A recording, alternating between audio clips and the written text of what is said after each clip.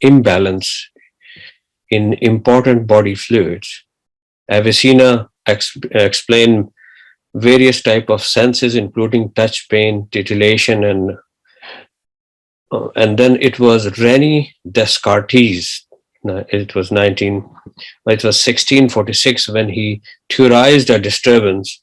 So he not only described pain as a disturbance, but it also described the pathway in his own words, that how it reached to the brain.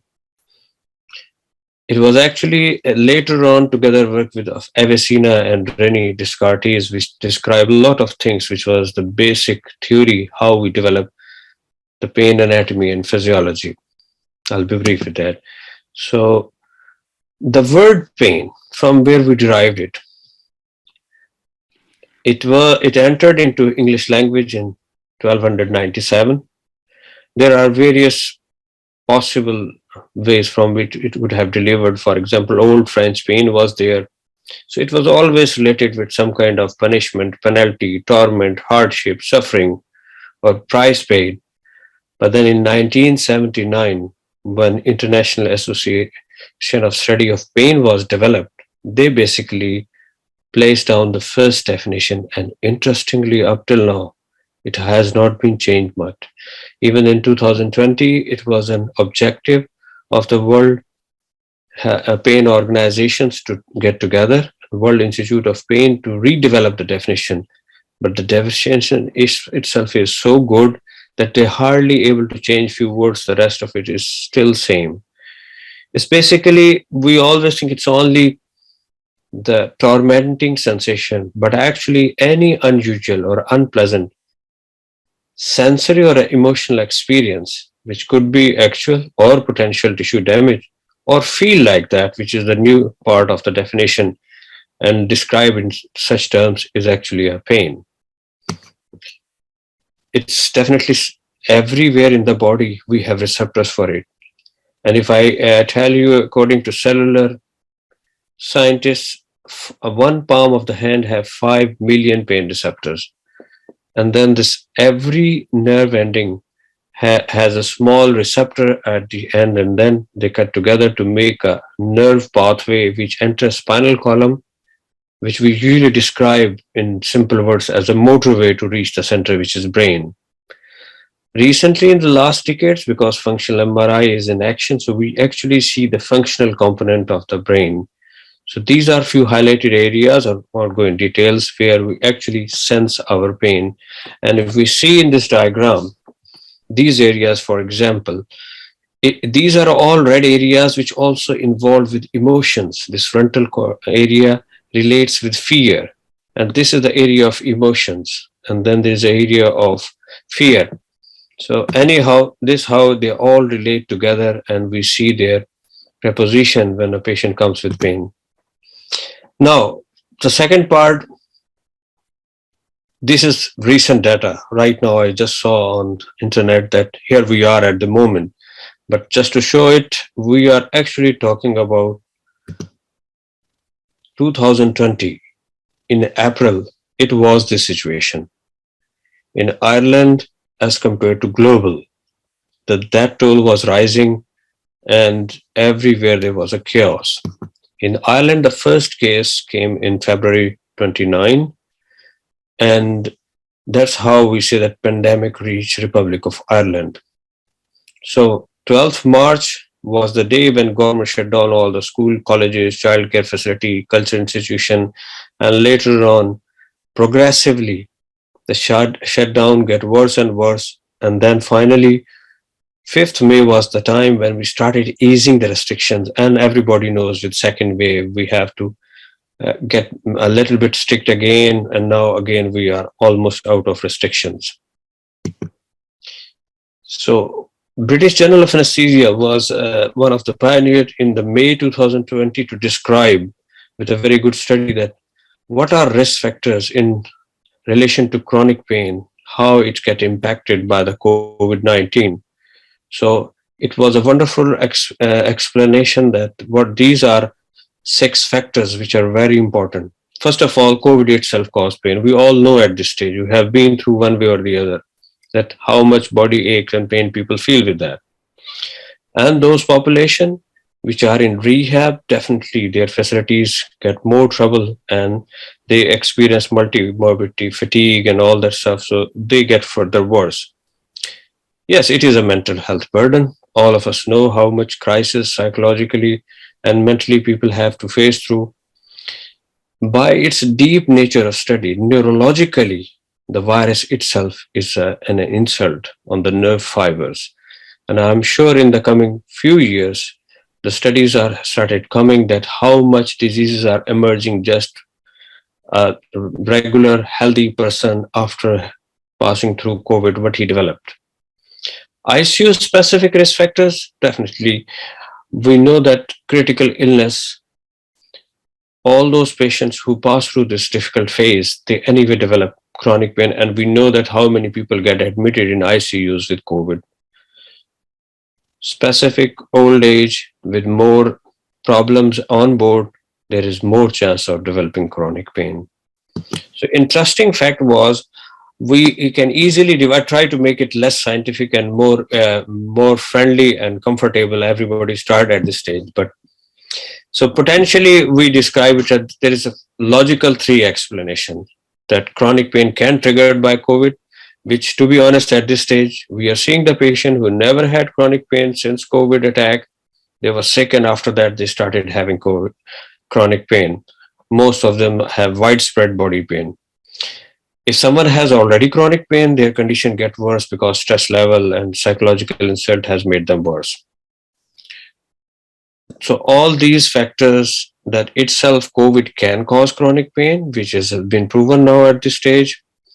Someone has chronic pain, has got worse with physical conditions, and definitely overall in society, it's a psychological stress. This was published in August 2020 by Journal of Pain by the World Institute of Pain. So how we need to know chronic pain can trigger COVID disease? How chronic pain can be triggered by COVID disease? So we have even in the past all those viral illnesses which has been shown to develop myalgias and fatigue, post-infectious syndromes, which with the Brunetti virus and Ross River virus, all they have established facts. Now, and chronic regional pain.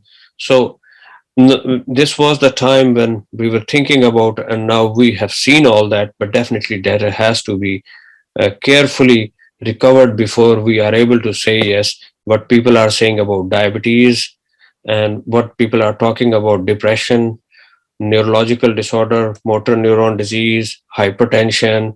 There are loads of case reports that show people who have virus, they develop these diseases and they never had these problems before. Specifically, since we started getting vaccines, some people are developing autoimmune disorders also. But definitely at this stage, they are case reports. So there's no established facts. But from the previous experience, we know these viruses do develop these things. Because there is a compromise of regular medical care. Chronic pain is like any other chronic problem, like diabetes, hypertension, ischemic heart disease. They need continuous follow-up and continuous management.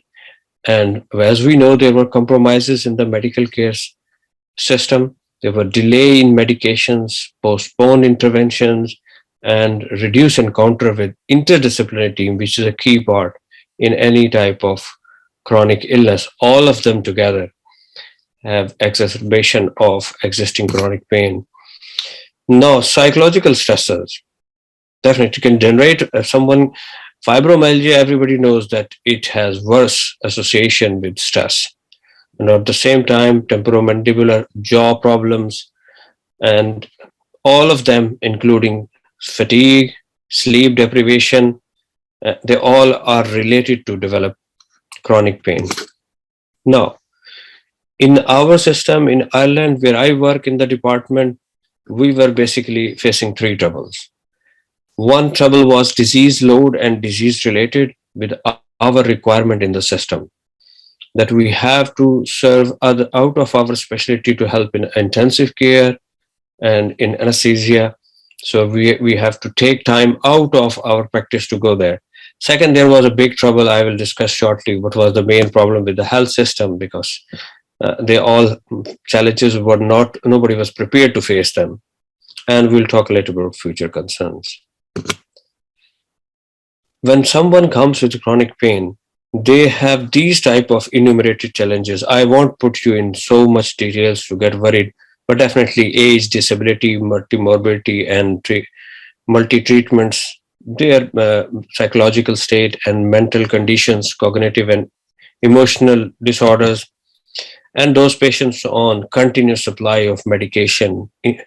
There's a way to deliver medications in severely serious patients with intrathecal, we call it as through spinal column. We deliver those medications and electrical implants, which we use in severe cases to control pain. The basic thing is that they are anyway challenged in the society and healthcare model. But definitely, COVID has improved improved the worsening of those problems, and the condition get further worse. So it was a fantastic article I wish to share with you. Now, during that time, the system challenges or the challenges in the region, health system, our health minister with the prime minister decided that private hospitals will be made public for the duration of coronavirus pandemic because the public hospitals capacity is overflowing. So for us who work totally in public sector, totally in private sector, we are supposed to work for public. It means whole hospital space is gone without thinking what will happen to those people who are getting their regular follow-up and treatment, including cancer treatment also. So it was a chaos. Everywhere there was a noise in media, and they immediately made a decision, which definitely helped in many courses, but it has its own consequences also. So the newspapers, and just like Professor Sheikh was talking about the role of media, I don't think media had much time to think around when all that started. So they were just putting on board what they were taking. During all that chaos, it was happening, our clinic was almost closed and we were more devoted to intensive care anesthesia. We happened to get two interesting cases, which actually changed the whole rhythm. There was a gentleman, 45 years of age, in a severe pain for last 20 years of history. So I happened to place spinal cord stimulator and he started living basically. He was such in a pain and agony after stimulator. His pain improved and he started walk and everything. But unfortunately, there was lack of services since COVID lockdown. There was no follow-up and his own mobility reduced. He developed leg pain. He went to his general practice. Nobody was able to see in clinics. Everybody was taking this telephonic interview and a chronic pain patient, give him medications only. So outcome was that finally he became so sick, he came to emergency department with pulmonary embolism, means clots which were developing in the legs, they went to his lungs. And he was near death situation when he arrived there. It was late in the night, still I drove down there, and when I saw him, it was a nightmare. And well, thankfully, he survived.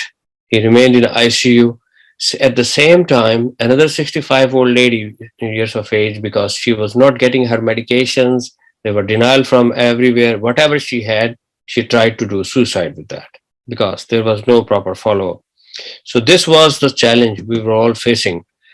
So considering all these problems, then we made a report as a department and talked to hospital talked to public sector, HSE, which is there, that we need to have some room space for these patients, where they will go.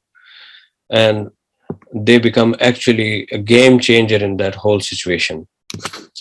So we have to implement a lot of changes to get this settled down. We have to place softwares where virtual appointments and screenings, all these things can be done. We actually developed out of hospital procedure suites because some patients did not get benefit only with medications. They need to have interventions, otherwise their pain just does not calm down. And one of the example was that elderly lady who without intervention ended up in trying suicide. Definitely there was a lot of work with equipment availability, and definitely our senior colleagues who never been get used to with the new equipment, we need to train them I remember that we have to be there for late evening just to train them how to use ICU, how to use ultrasound, because they were always in habit of using X-ray guided injections. So this was a rough trend with few numbers, how our pain practice fall down since we get locked down. And then slowly it started rising. Here I will definitely mention this is OPD, means clinic, and this is procedures. How we slowly able to rise from the fall we had in that tough time. Now, we are talking about, I am so happy to hear about from Dr. Khadar and everything that nature is a solution, and a zero carbon, zero thing, all these solutions are in nature. But we cannot ignore what's going on in the world. It's a future challenge, what's going on in the world. Dr. Watson, IBM supercomputers, they look like dreams, but I tell you, they are not dreams. They are going to come. They are going to come definitely. It's not only will be a challenge for medical professionals, it will be a challenge for whole humanity. And when the machines start making decisions, it will be a challenge. And then depending upon those decisions, people will be treated. On the other hand, I remember that Bill Gates has published another book, How We Can Deal with the Next Pandemic. I have kept it as less as possible because everyone is tired. I will welcome any questions from any side. Thank you very much.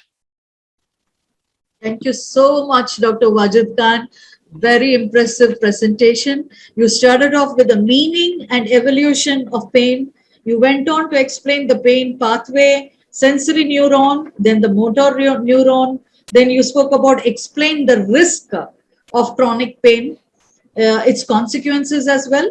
And excellently, you had expressed and explained to us two case studies of patient A and patient B.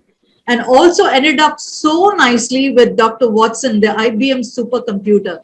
You know, you started from the evolution till the latest technology. Hats off to you. And the delegates are really, really thankful for such a wonderful presentation. If there might be any questions from our audience and delegates, we are welcome to do so. We still have time because it's until 1:40 and I guess it's 1:32. 8 minutes to end the first session. Any questions, please? Yes, I just have a comment to Professor Wajid. You know, in Abu Dhabi, we've got a very big hospital. It's called the Mayo Clinic, the Mayo Hospital. It's linked with the Mayo. Yes. It's linked with the Mayo Clinic in US. They have started using operation surgeries, which with machine learning, because they take all the case studies and then they use this to come up with solutions for different patients. And some of the complicated surgeries are now done with machines. So you have small, very small surgery where human hands are likely to have problems.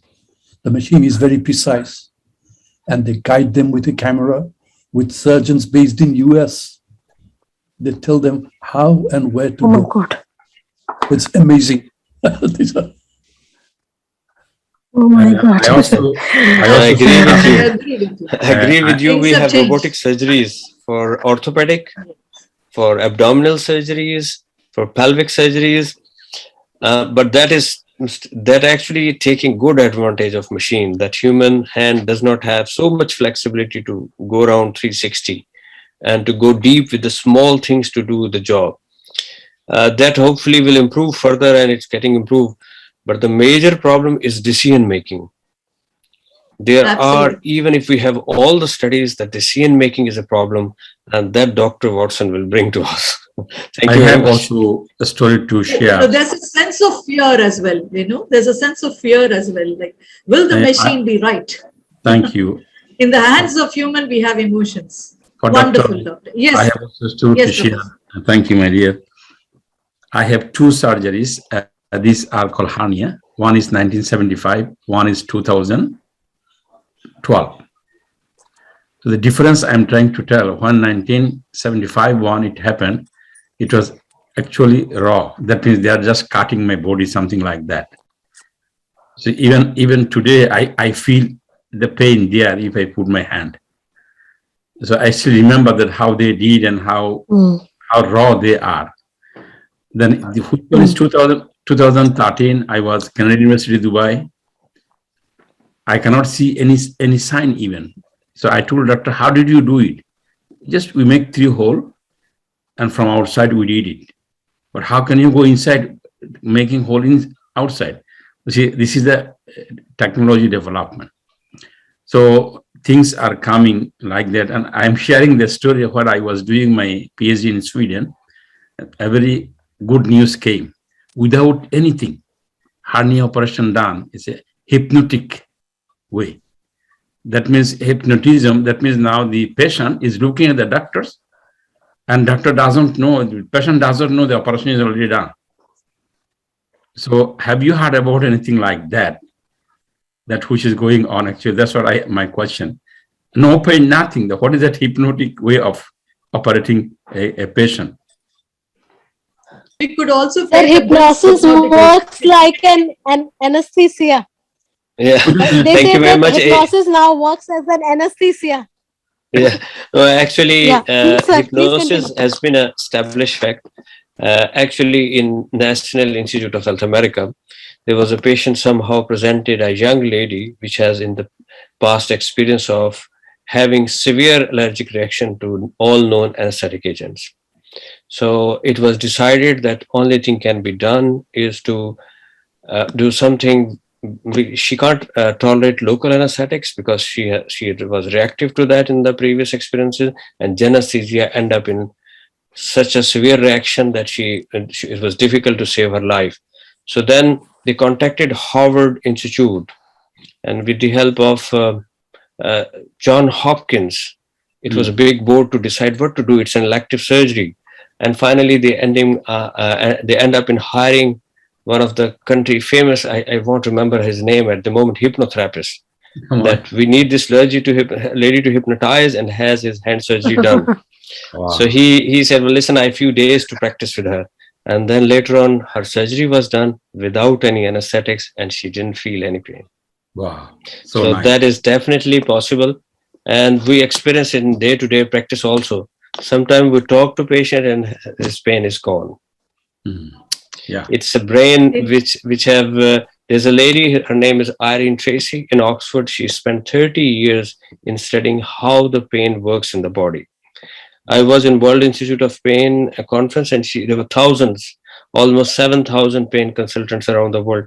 And she came on the dais, she was keynote speaker, and she said, if everything worked ideally, I tell you that you all guys will be jobless, because brain has full capability to control the pain.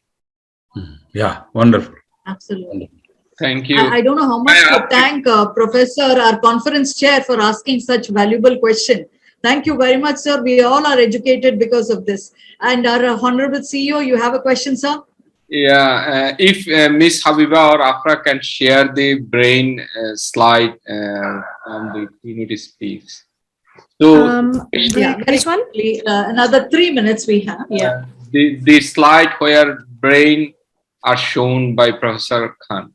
So the question is, the slide is not with me. Dr. Wajid Khan needs to actually share the screen. Oh, okay. So your question, sir. If he shared this slide, that would be wonderful to understand by us.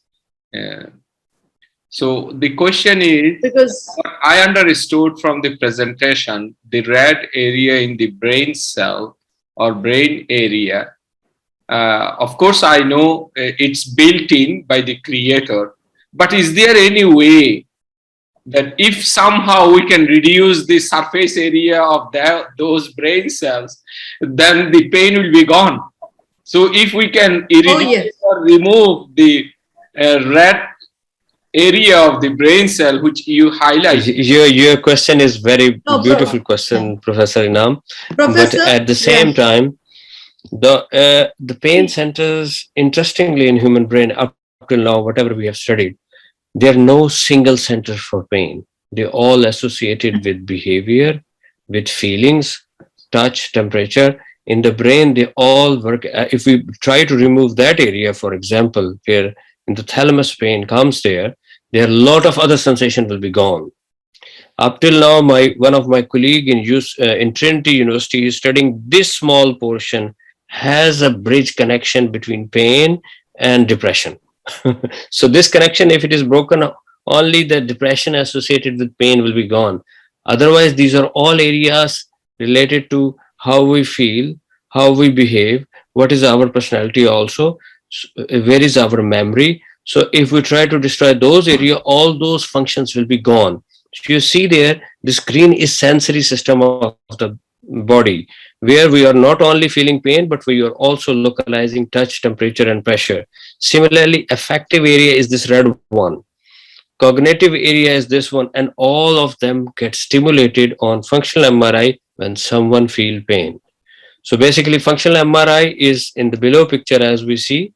It's actually show us these areas, blood circulation increase when someone is given a test pain. So these areas, we cannot take them out because they are involved with hundreds of other functions. Then we should use zero waste management. Wonderful, wonderful. He is linking his presentation with the medical. I don't know how much to thank you because you've touched our lives with Dr. all these Wajid, pains. can I ask one question? Please, 100. Yeah. Yeah. Okay, I just think we want should to move on know, with the next session. Yeah, the next. Yes, talk. please. Dr. Arora, do you have the question? If you can quickly ask. Yeah. Just have, Professor Kalam, can I ask a question? Please, 60 seconds left. Yeah.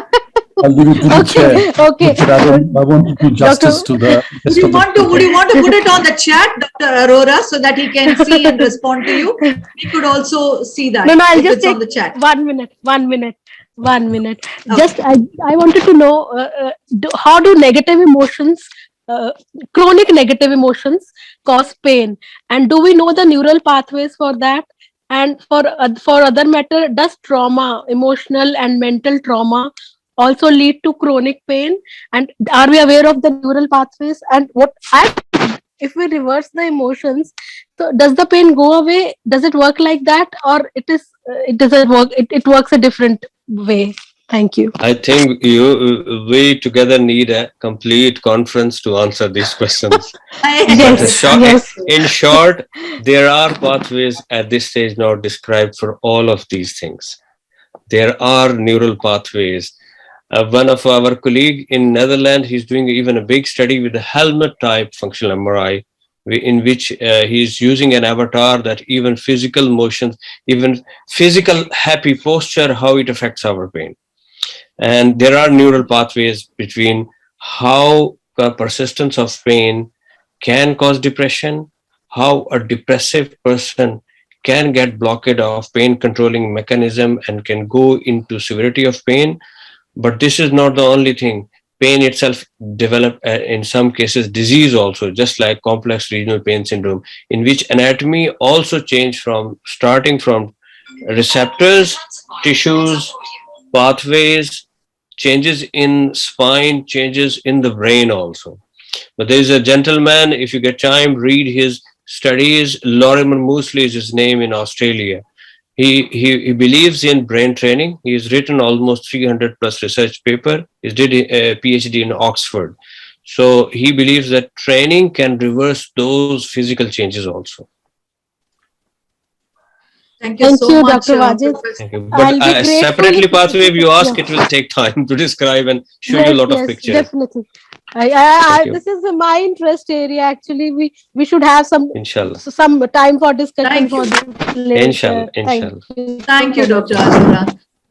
Thank you, Dr. Arora. That was indeed a very big answer required. He answered it very sweetly. Thank you, Dr. Wajid Khan. On behalf of the conference chair, the entire team and all the delegates, I thank you so much for practical answers and inputs you've given.